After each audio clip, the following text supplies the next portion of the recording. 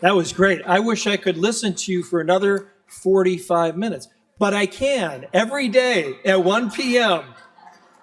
Aren't we blessed to have Father Simon on every day at 1 p.m.?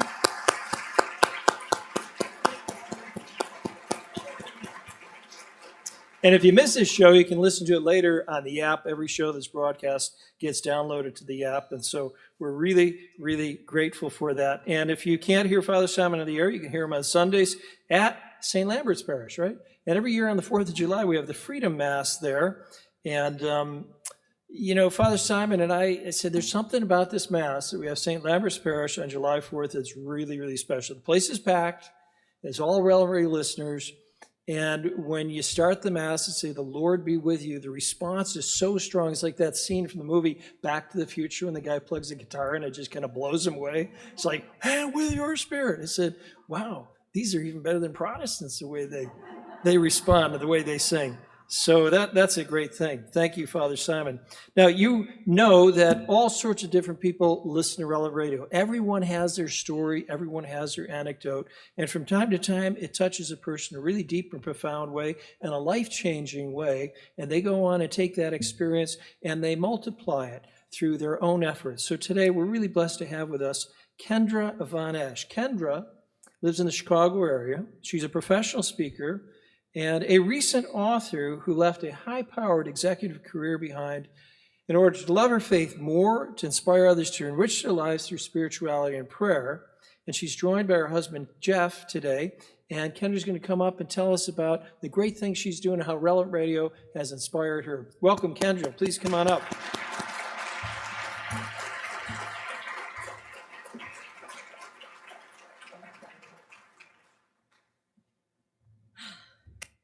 I am more than honored to be here. Let me tell you a little bit about my story. So first, before I get started, can I see a show of hands of anyone that is in this audience who is praying for someone to be converted to the church? That was a giggle. That was kind of a facetious question, but at the end of the day, it really is really important because 5 years ago, I was that person. I spent the last 2 decades as an executive in corporate America, living the secular life like nobody's business. I was all about money, had a great family, great friends, partying like crazy, did not need God. What do I need God for? I have this fabulous life. What about my faith? Did I grow up with anything?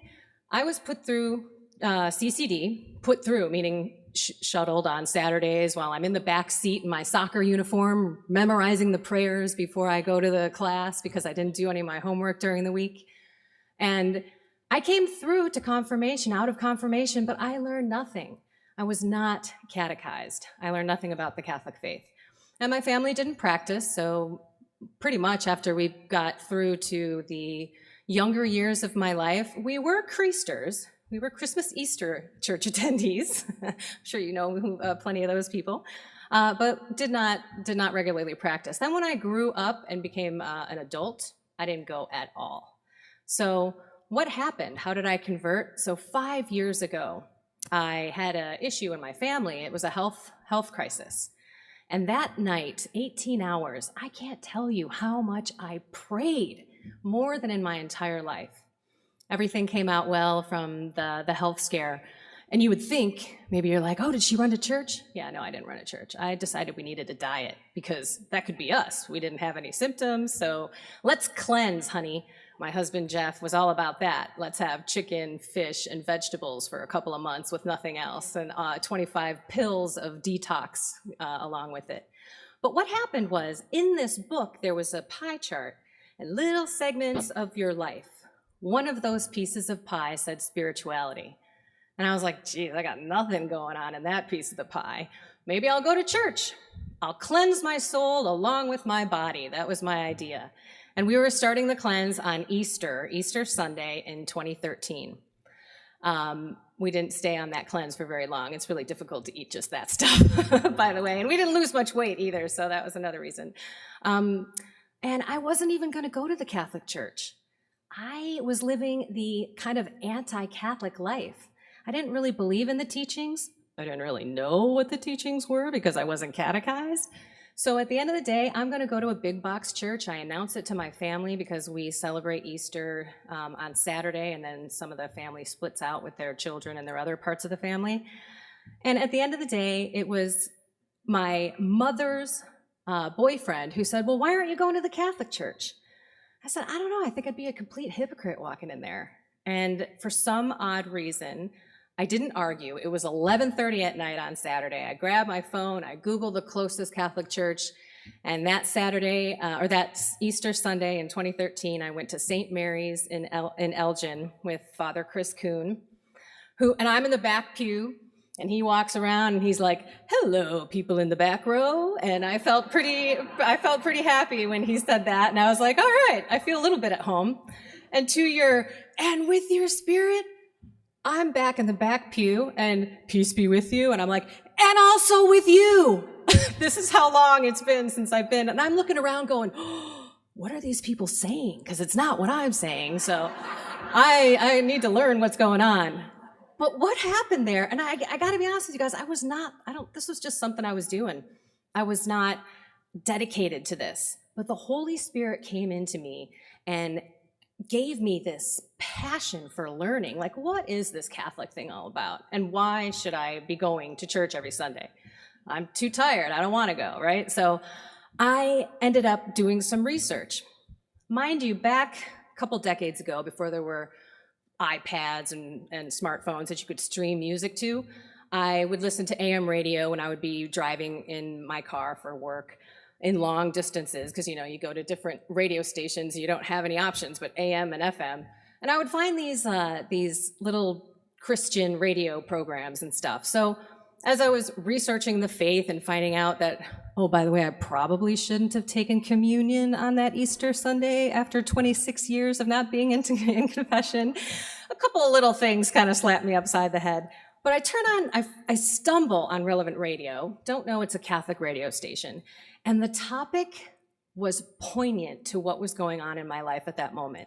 It was actually kind of freaky. I got goosebumps, and I was like, is this you talking to me? Like, what's going on here? And I find out, yes, it is him talking to me, because every single time I turn on that radio or I have the app blowing through my ears, I am the one that's on that train listening to Relevant Radio all the time, or in the grocery store. If I forget my headset, I'm just dying. I'm at a loss.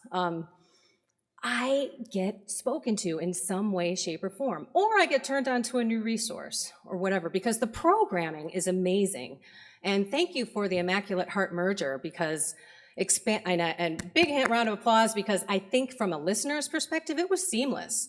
And now we have all these new programs, Patrick Madrid and some others in the evenings, that have just been great. So thank you for that, by the way. I know that was a lot of work. But before I go, so 5 years ago, I'd like to see who in this audience was donating 5 years ago, or over 5 years ago. Higher, higher, higher. Wow, there's a lot of you. I owe my soul to you. Thank you. Because if Relevant Radio wasn't around, and I knew I was going to cry, I knew that was going to happen. If Relevant Radio didn't catch me, I would be lost. I would not be standing here today. So not only is the programming awesome, the priests and the education phenomenal. By the way, Father Simon, I love the fact that you said the Bible is like the best soap opera ever. And I still watch Days of Our Lives. 30 years, I tape recorded, and that just goes to show how old I am. I DVR it now. So I do have to say that the Bible it's hilarious, because it is great. And I love that you help explain the Old Testament, because I'm not as versed on that. And you speak English to us with a little bit of humor. So the programming being fabulous, Sheila's program, Patrick's here, just amazing people to help us on our faith journey. But we're a digital parish right here. I am amazed at the prayer power. I actually have called into Drew Mariani's show 2 times for the Divine Mercy Chaplet. Anyone know what that is, or listen? Or yeah, right. Who's actually called? Oh, good. Did you get through? Yeah, isn't that the best? The feeling knowing that there are millions of people out there praying for you is amazing. So there's a prayer community here every hour throughout the day. you know that you're being loved and being taken care of. So it's transformed my life, my faith. I now know what this Catholic thing is all about. And the Eucharist and confession are my lifeline. So is Relevant Radio. I encourage you, by the way, we're at like I'm a Relevant Radio employee. By the way, Relevant Radio is at 75% of their total. So if you have not donated, let's get them there, because I need it. I cannot live without it, and I'm sure all of the people that are standing here today feel the same. So let's support it. Sign up for that St. Joseph Recurring Fund too. I did that because I'm hoping and praying maybe one day we won't have to have these fundraisers. I don't know if that's ever possible, but it would be nice to have programming 24/7, 365. So what did I do? I started realizing that I have got to get out there more, because I'm just telling people here and there about my transformation and what the Catholic faith has done for me. So a couple months ago, I discerned my professional vocation. Do I want to stay in this rat race of corporate America and this executive lifestyle? Or do I want to make a difference in this world and help enrich people's lives through faith and prayer? And not just any faith, the Catholic faith and everything that it provides for us and the gifts that we have through the sacraments. So I left my career as a corporate executive, and I'm going off on my own to speak. I wrote a book. By the way, the book that is out now just got updated last night. I was doing it at midnight so I could have the new copy for all of you people today. And inside the mug that you have, there's a card. So there's a free download of the book. What I hope to achieve here is for you guys to connect to that person who doesn't need God, doesn't want to come back, certainly doesn't want to come back to the Catholic faith, right? I'll go somewhere else that's easier, less rules. I don't have to change. And you can hopefully connect with my journey. It's funny, I think. I don't know, Father Richard Simon read it, and I appreciate the comments and the time. Seriously, he's so busy, read my manuscript. The first one, it was in paper. I stalked Father Rocky at the McHenry prayer breakfast and gave him my first copy. It was the scariest thing ever to hand my heart to somebody who took it and gave it to Linda Ruff, who gave it to Carol Tomaselli, who invited me into the Relevant Radio studios. So you're talking about people in this organization of Relevant Radio that aren't just walking the walk. They're talking the talk. They are caring, compassionate people. Father Rocky could have shoved my manuscript in his bag and tossed it at the nearest garbage can, but he didn't. And I'm here. So what I'd love for you guys to do is continue, please, please, please continue to pass the word around and support Relevant Radio, because I would die without it. And also help me share the joy and the positive aspects of the faith and living life through compassionate eyes, through the lens of compassion. I thought I was compassionate, and now I know, wow, what a difference this has made. So if you could follow me on all those social media connections too, and I'm going to be bringing out video blogs. I was told from my kids, they're called vlogs. They're not video blogs. So vlogs are going to be coming out, hoping to inspire everyone to increase in virtue. But it's going to be relative to people who are not there yet. And I want to help them, see what the power of God can bring. So I thank you so much. I would like to also say thank you to my husband, Jeff, my father's here, Ray, for the support and the change, which is kind of scary, so I love you. And to all of you people. So I know I raised hands on the people that, were donating back 5+ years ago. I am super grateful for all of you that are donating now as well. Let's keep it up, and God bless you all. God is great. Thank you.